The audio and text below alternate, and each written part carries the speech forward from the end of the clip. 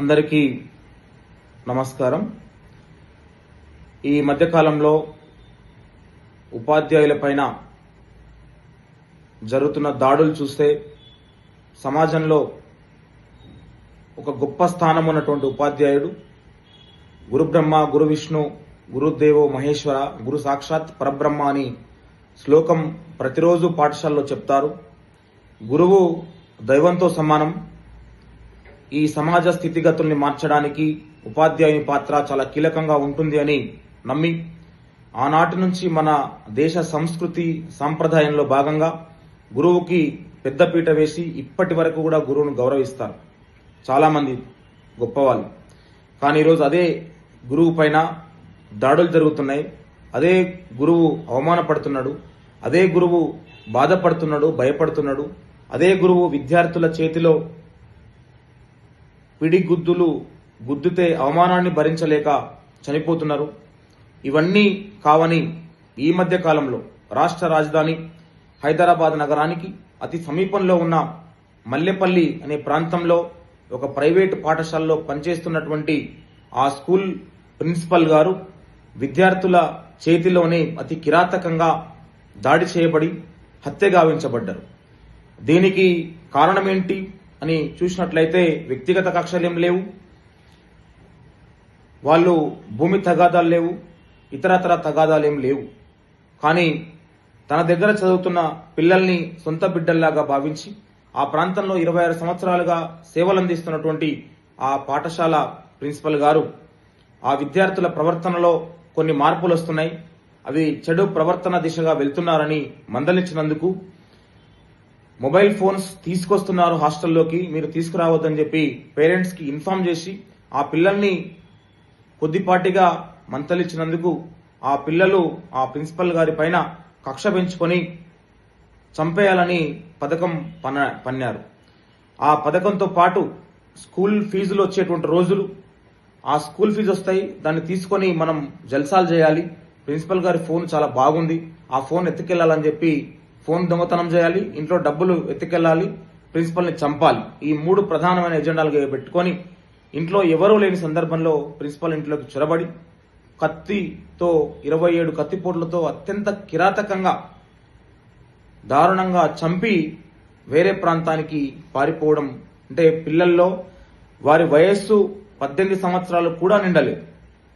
శిక్షకు అర్హత లేనటువంటి పిల్లలు కూడా ఇంత కిరాతకంగా హత్య చేసి యావత్ భారతదేశం, తెలంగాణ, తెలుగు రాష్ట్రాలలో పిల్లల్లో ఈ రకమైన హింసాత్మక ధోరణి ఉన్నదా, ఈ రకమైన కిరాతకమైన పరివర్తన జరిగిందా అనేటువంటి అనుమానాలు కలిగించే విధంగా ఈరోజు ఈ సంఘటన మనకు చాలా బాధ కలిగిస్తోంది. కాబట్టి దీనికి ప్రధానమైనటువంటి కారణం పేరెంట్స్ అని చెప్పుకోవచ్చు. పిల్లల ప్రవర్తనలో మార్పు జరుగుతున్నప్పుడు తల్లిదండ్రులు గమనించి వారి ప్రవర్తన మార్పు తెచ్చే విధంగా టీచర్స్తో మాట్లాడి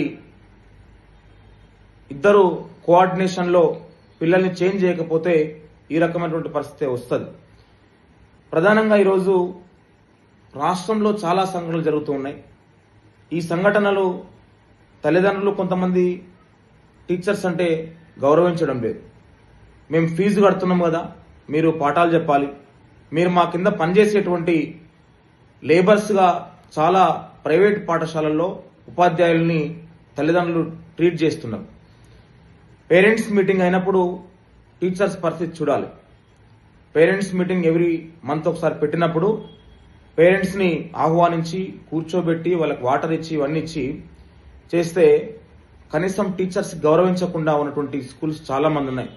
ప్రైవేట్ స్కూళ్ళలో పనిచేస్తున్నటువంటి ఉపాధ్యాయుల పరిస్థితి ఇంత భయాందోళన ఉందంటే ప్రిన్సిపల్తో మాటలు, పేరెంట్స్తో మాటలు, పిల్లల్ని ఏమన్నా అంటే వాళ్ళ ఇంటికి పోయి ఏం చెప్తారో అని ఆ రకమైనటువంటి భయాందోళనలో ఈరోజు ప్రైవేట్ స్కూల్లో పనిచేస్తున్న ఉపాధ్యాయులు ఉన్నారు.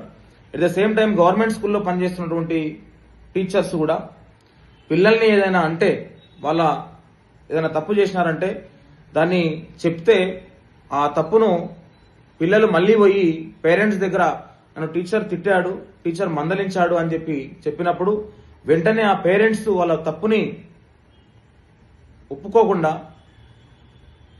ఏం జరిగిందో తెలుసుకోకుండా ప్రత్యక్షంగా హెడ్ మాస్టర్ గారికి ఫోన్లు చేసి, టీచర్స్కి ఫోన్లు చేసి బెదిరించడం, స్కూల్ దగ్గరకు వచ్చి కొడతామని చెప్పి బెదిరించడం అనే సంఘటనలు రాష్ట్రంలో చాలా జరుగుతూ ఉన్నాయి. ఇది హీరోయిజం అనుకుంటున్నారు, కానీ ఇది జీరోయిజం.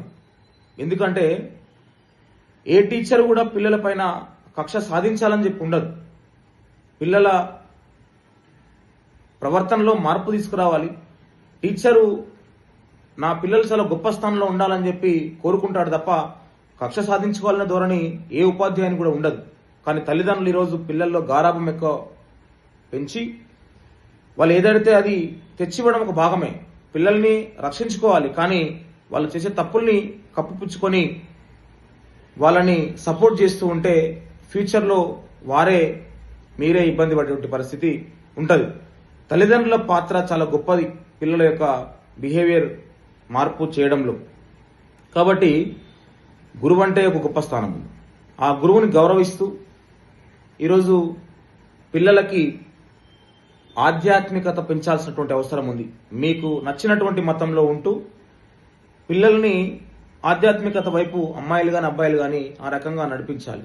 10th క్లాస్లో రామాయణం అనే ఒక లెసన్ పెట్టారు, కానీ ఆ రామాయణం లెసన్ని చాలా మంది ప్రైవేట్ స్కూల్ కానీ గవర్నమెంట్ స్కూల్ కానీ ఏం చేస్తున్నారంటే, రామాయణం ఒక సినిమా ఉంటుంది, ఆ సినిమాని ఒక టీవీ రూమ్లో కూర్చోబెట్టి ఆ సినిమా ప్లే చేస్తున్నారు, మీరు ఇందులో చూసి ఎగ్జామ్ రాయండి అని చెప్తున్నారు. కానీ ఎగ్జామ్ కోసం పెట్టింది కాదు రామాయణము ఒక వ్యక్తి పరిపూర్ణమైనటువంటి వ్యక్తిగా మారడానికి ఉపయోగపడే ఒక గ్రంథం.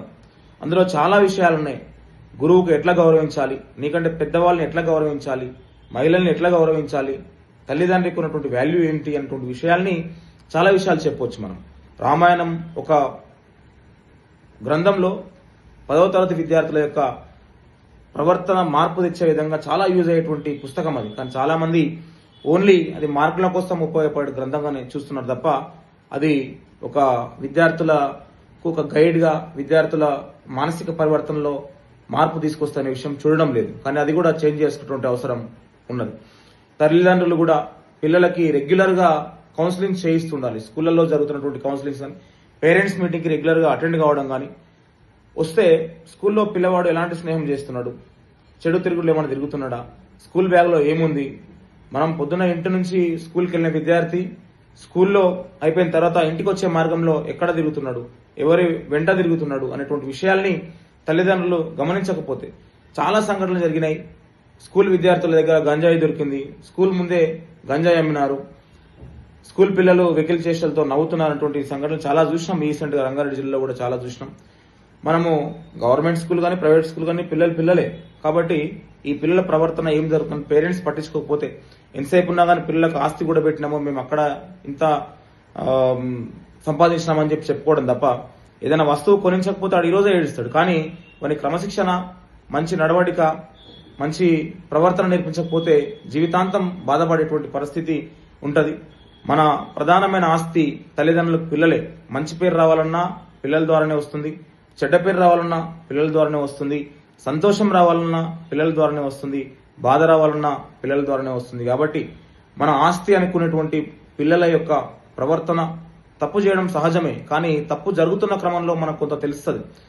ఎక్కడ తప్పు జరుగుతున్న విషయాన్ని గమనించి తప్పు జరగకముందు నుంచి కూడా ప్రికాషన్స్ ఇచ్చుకుంటూ ఇది మంచి పద్ధతి, ఇది మంచి పద్ధతి కాదు, ఈ వేలో వెళ్ళాలి, ఈ వేలో వెళ్ళకూడదని పేరెంట్స్ చెప్పుకుంటూ, టీచర్స్ సలహాలు తీసుకుంటూ పిల్లల్ని మనము అబ్జర్వ్ చేస్తూ ఉంటే ఖచ్చితంగా వారు మంచి ప్రయోజకులుగా మారేటువంటి పరిస్థితి ఉంటుంది. కాబట్టి తల్లిదండ్రులే ప్రధానమైనటువంటి భూమిక పోషించి, దానికి తోడు ఉపాధ్యాయుల యొక్క గైడ్ లైన్స్ ఇవన్నీ ఫాలో అవుతూ తల్లిదండ్రులు చక్కటి మార్గంలో ఉంటే ఇలాంటి నేరాలు జరగవనేటువంటిది నా యొక్క అభిప్రాయం.